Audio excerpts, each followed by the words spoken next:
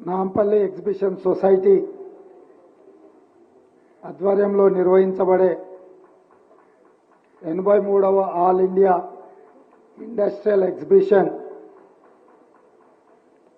ఈరోజు ఎగ్జిబిషన్ గ్రౌండ్స్లో ప్రారంభోత్సవానికి నాతో పాటు కార్యక్రమంలో పాల్గొన్న మిత్రుడు గౌరవ అధ్యక్షులు మంత్రివర్యులు శ్రీధర్ బాబు గారు, అదేవిధంగా ట్రాన్స్పోర్ట్ మినిస్టర్ మిత్రుడు పొన్నం ప్రభాకర్ గారు, అదేవిధంగా మిత్రుడు మహేష్ కుమార్ గౌడ్ గారు, ఎగ్జిబిషన్ సొసైటీ మేనేజ్మెంట్ కమిటీ, అదేవిధంగా ఈ నుమాయిష్ అభిమానులు, కమలా నెహ్రూ పాలిటెక్నిక్ కాలేజ్ విద్యార్థులు, ఇతర మిత్రులందరికీ కూడా నూతన సంవత్సర శుభాకాంక్షలు.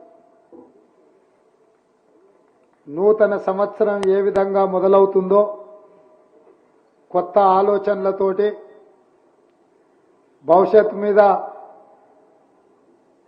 గొప్ప ఆకాంక్షలతోటి ఏ విధంగా మొదటి అడుగు పడుతుందో అదేవిధంగా నాంపల్లి ఎగ్జిబిషన్ సొసైటీ ఈ నుమాయిష్ కార్యక్రమాన్ని కూడా జనవరి 1వ తారీఖు నాడు మొదలుపెట్టి దాదాపుగా 45 రోజులు ఈ కార్యక్రమాన్ని నిర్వహించడమే కాకుండా కశ్మీర్ నుంచి అన్ని రకాల కళలకు సంబంధించిన కార్యక్రమాలను నిర్వహించడము, ఇది దేశాన్ని ఆకర్షించే నుమాయిష్ కార్యక్రమం. దేశంలో హైదరాబాద్ గురించి ఎవరు ఆలోచన చేసినా చార్మినార్ గుర్తొస్తుంది, ట్యాంక్ బండ్ గుర్తొస్తుంది, నాంపల్లి ఎగ్జిబిషన్ గుర్తొస్తుంది. హైదరాబాద్ నిషాన్ నాంపల్లి ఇక్కడ జరిగే ఎగ్జిబిషన్.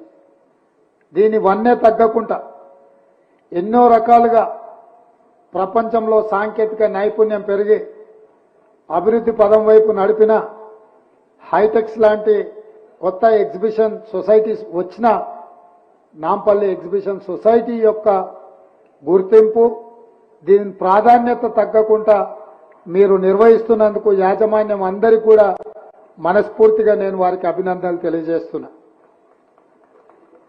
ఈ ఎగ్జిబిషన్ సొసైటీలో ఇక్కడ ప్రదర్శించే కళా నైపుణ్యాలతో పాటు మీరు నిర్వహిస్తున్న ఎడ్యుకేషనల్ సొసైటీస్ కూడా చాలా మందికి స్ఫూర్తినిస్తుంది.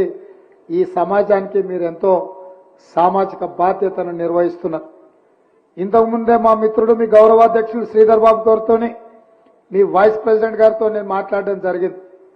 మీ కమలా నెహ్రూ పాలిటెక్నిక్ కాలేజ్ను మీరెందుకు ఇంజనీరింగ్ కాలేజ్గా అప్గ్రేడ్ చేసుకోరు, మీరు దీన్ని ఇంజనీరింగ్ కాలేజ్ కింద అప్గ్రేడ్ చేయండి, మా వైపు నుంచి ప్రభుత్వం వైపు నుంచి పూర్తిగా మీకు సహకారం అందిస్తాం.